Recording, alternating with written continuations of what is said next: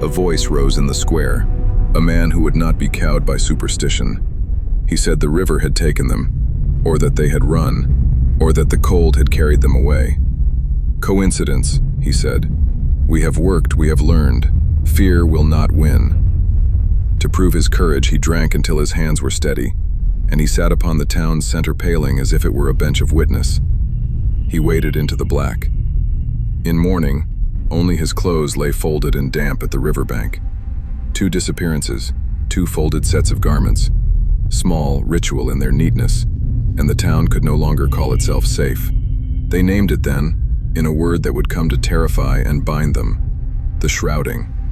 Carrillo read every scrap he could find, boiled over the parchments Sebastian and the sculptors had saved from ruined homes, questioned the old songs the midwife remembered. Even he, learned in the old reed tongues of augury and in the darker reaches of lore, could find no ledger that held an answer. He could not say what the mist wanted.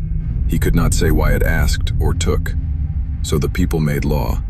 The pact was simple and savage in its clarity. When the shrouding came, no one answered a knock, no one opened a door, no one answered a plea.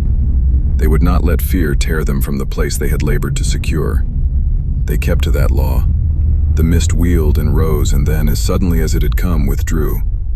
Hollowmere breathed as if freed from a net. They buried the vanished with private rites.